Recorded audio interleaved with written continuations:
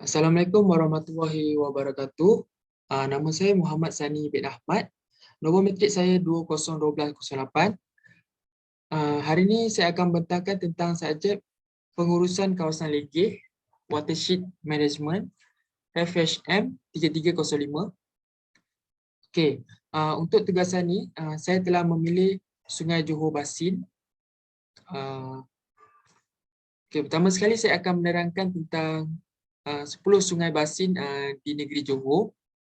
Okey, yang pertama adalah Sungai Kesang Basin, Sungai Muar Basin, Sungai Batu Pahat Basin, Sungai Benut Basin, Sungai Pontian Basin, Sungai Pulai Basin, Sungai Sedili Besar Basin, Sungai Mesin Basin, Sungai Endau Basin, dan akhir sekali iaitu sungai saya sendiri iaitu Sungai Johor Basin. Okey, untuk Sungai Johor Basin ni, yang saya bulatkan ni adalah dia punya kawasan dia.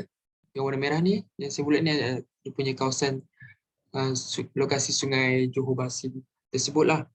Okey, seterusnya saya akan menerangkan serba sedikit tentang pengenalan Sungai Johor Basin ni. Okey, Sungai Johor Basin ini merupakan sungai utama di negeri Johor. Sungai ini adalah sepanjang 122.7 km dan mengalir mengikut arah utara, dan ke arah selatan. Okey, dia berasal dari Gunung Gemuruh dan dengan kawasan tadahan sebesar 2,636 km. Okey, seterusnya adalah anak-anak sungai Johor Basin ni, antara yang terpenting adalah seperti Sungai Sayong, Sungai Linggiu, Sungai Tiram, Sungai Kim Kim, Sungai Kopok dan Sungai Lebam. Okey, seterusnya ini adalah gambar Sungai Johor Basin di Kota Tinggi. Okey, seterusnya ini adalah lokasi saya berada, iaitu lokasi rumah saya berada di Bandar Tenggara. Dan ini adalah Sungai Johor Basin tersebut, iaitu jarak dia adalah 68.3 km, iaitu mengambil masa dalam 1 jam lah untuk sampai ke Sungai Johor Basin tersebut. Okey, seterusnya saya akan menerangkan tentang antara anak sungai yang menyumbang kepada Sungai Johor Basin ni. Okey, antara anak sungai dia adalah Sungai Sayong, Sungai Linggiu, Sungai Tiram, Sungai Lebam. Lepas tu selain daripada itu ada Sungai Kopok, Sungai Kim Kim. Itu adalah antara penyumbang kepada Sungai Johor Basin tersebutlah. So seperti yang dapat lihat gambar ni, ini adalah Sungai Kim Kim, Sungai Kopok, kat sini adalah Sungai Tiram dan kat sini adalah Sungai Lebam. Okey, untuk maklumat dia punya Sungai Johor ni dia mengalir daripada utara ke selatan. Maksudnya dia mengalir daripada utara ke selatan dan terus masuk ke kawasan laut. Dan seterusnya saya akan menerangkan tentang water treatment. Okey, water treatment station yang paling dekat di Sungai Johor ni adalah di Kota Tinggi. Yang saya jumpa adalah di Kota Tinggi. Nama tempat tu adalah Johor River Water Works, PUB.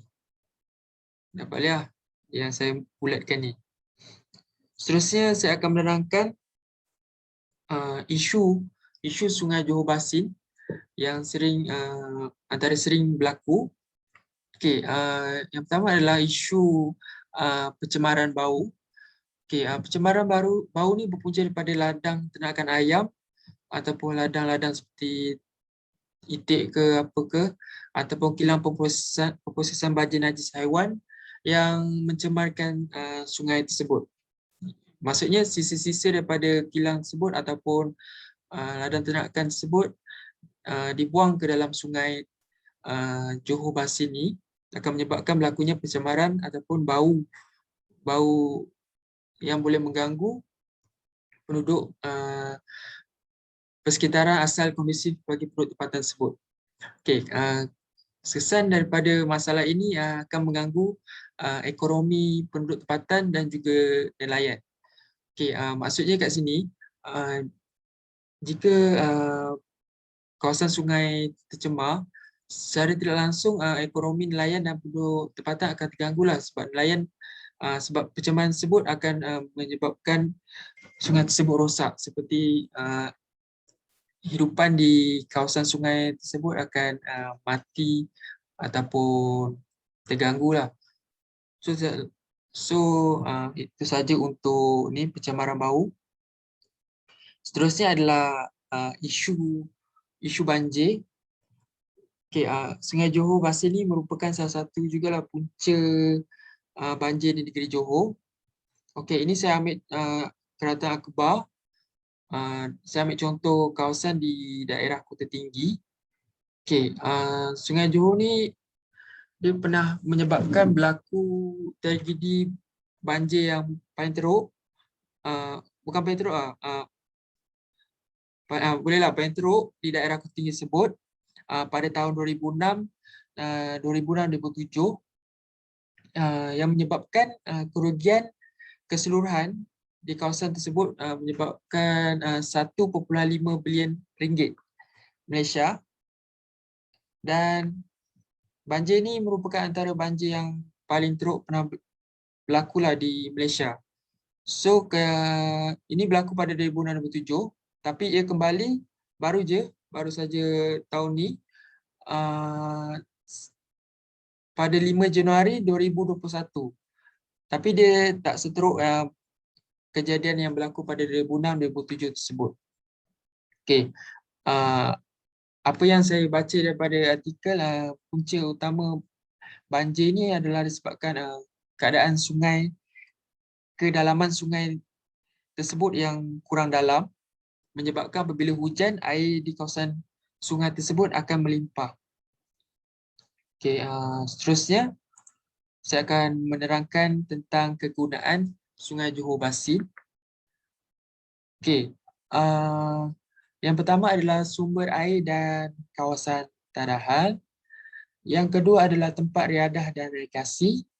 Okey, seperti dapat lihat, ini adalah gambar keluarga memancing di kawasan sungai tersebutlah. So, sungai tersebut boleh dikategorikan sebagai tempat riadah dan rekreasi. Seterusnya adalah sebagai sumber makanan penduduk tempatan. Okey, seperti dapat lihat dalam gambar ni, banyak bot-bot di JT di kawasan Kota Tinggi yang digunakan oleh nelayan untuk menangkap ikan di kawasan Sungai Johor Bahasa tersebut. Seterusnya adalah kegunaan perindustrian. Untuk perindustrian ni sebagai contohnya, kilang-kilang untuk menghasilkan suatu produk, ia setengahnya memerlukan air. So air itu diambil daripada Sungai Johor Bahasa tersebut untuk penghasilan atau pengeluaran suatu produk.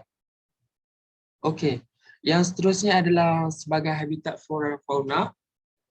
Okey, habitat flora fauna ni dia sebagai tempat habitat dorang lah, ataupun shelter dorang untuk dorang membiak, untuk dorang cari makan. Sebagai contohnya, ikan-ikan di kawasan sungai tersebut, hidupan air lah untuk Sungai Johor Bahasa tersebut. Dan akhir sekali adalah kegunaan agriculture. Okay, seperti yang kita tahu, Johor terkenal dengan penanaman kelapa sawit dan nenas. Okay, untuk makluman, setengah tempat sepanjang kawasan sungai tersebut adalah tempat kawasan plantation sawit ataupun tanaman lain seperti nenas ataupun pisang. So air sungai tersebut digunakan untuk kegunaan agriculture lah, untuk kegunaan agriculture di kawasan tersebut. Dan seterusnya kita bergerak ke slide seterusnya. iaitu kualiti air.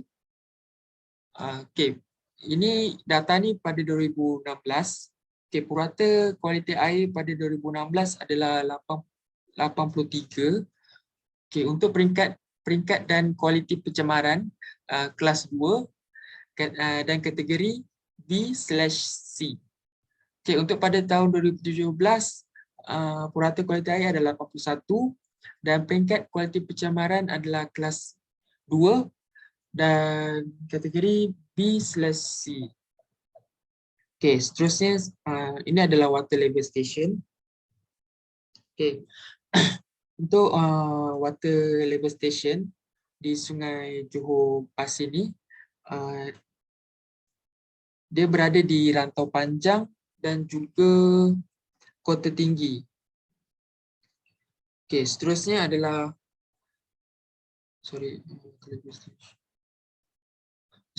water quality station. Okey, untuk water quality station untuk Sungai Johor Bahru ni